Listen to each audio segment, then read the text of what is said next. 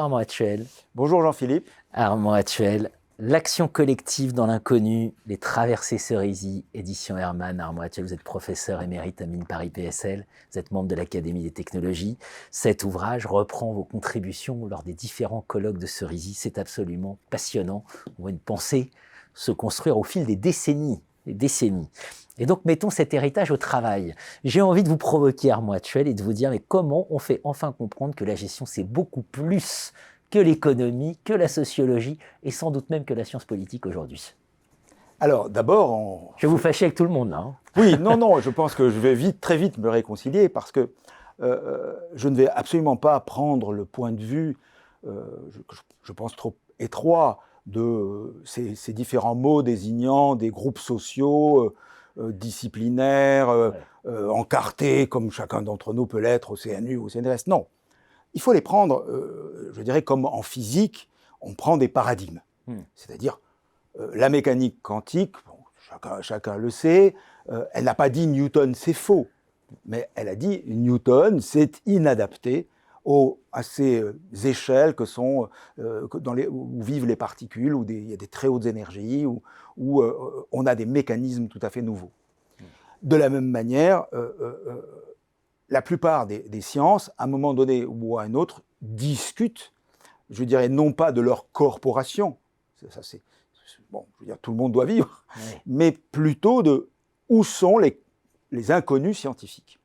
Et je crois que la grande difficulté qu'ont eu les sciences sociales, toutes, qui se créent, on va dire, à peu près à la fin du XVIIIe, si on considère l'économie politique, par exemple. Mais ensuite, ça va s'étaler tout au long du XIXe.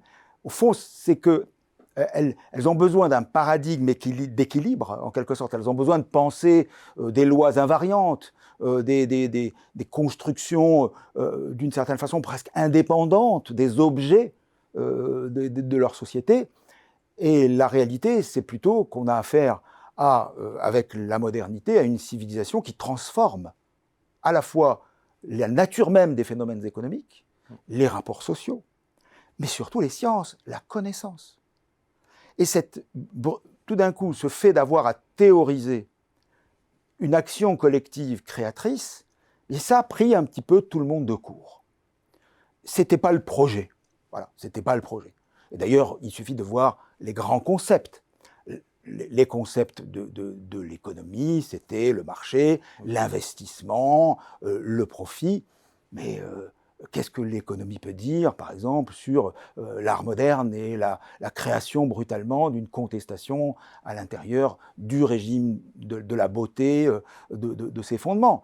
Je ne dis pas qu'il faut le lui demander, mais en gros, elle doit reconnaître que ce n'était pas au départ son objet, même si maintenant elle peut s'y intéresser. Mais de la même façon pour la sociologie, ou pour n'importe quelle, ou la psychologie, par exemple. La psychologie n'était probablement pas préparée à brutalement voir les réseaux sociaux briser les codes de l'intime et le faire. Donc en fait, ce que le paradigme gestionnaire tel qu'encore une fois nous avons appris à le développer, c'est précisément de faire un petit saut dans l'abstraction et de se dire, au fond, chacune de ces disciplines, d'une certaine façon, était une modélisation particulière d'un phénomène plus large, qui est le processus collectif créateur.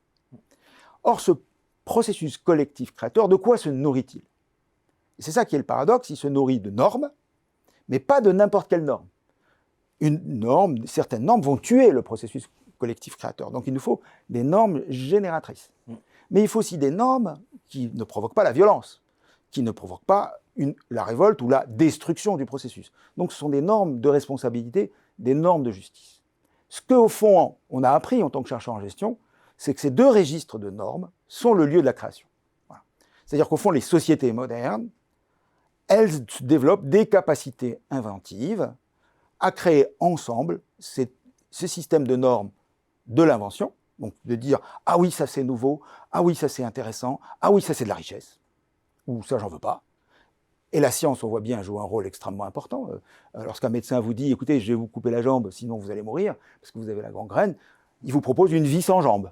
Voilà. Mais c'est une vie à laquelle vous pouvez réfléchir, mais il vous propose une vie sans jambes. De la même manière, si vous voulez, les critères de justice sont extrêmement importants parce qu'ils tempèrent la violence.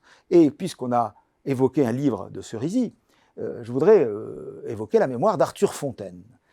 Alors Arthur Fontaine, ingénieur des mines, on ne le sait pas, mais c'est tout simplement le président fondateur du BIT, du Bureau international du travail. C'est un ami intime de Paul Desjardins.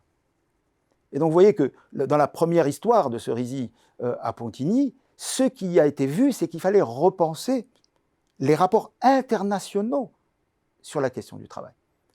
Et d'ailleurs, Arthur Fontaine est celui qui a au fond dit, finalement, si l'on veut la paix, alors il faut faire la justice sociale. On pourrait dire aujourd'hui, si on veut l'écologie, si on veut partager la valeur écologique, alors il faut la justice sociale. Mais ça suppose une invention normative. Et je pense qu'au fond, les sciences de gestion sont celles qui viennent dire, cette invention normative, c'est là, on va dire, un haut degré de la science sociale contemporaine. Il n'y aura pas de civilisation écologique sans partir de l'entreprise, qu'on se le dise. Et sans de nouvelles normes d'entreprise. Et sans de nouvelles normes d'entreprise. L'action collective dans l'inconnu, et le moins qu'on puisse dire, c'est qu'on a besoin d'action collective dans l'inconnu aujourd'hui. Les Traversées Cerisy, édition Hermann. Merci Armand Hatchel. Merci Jean-Philippe.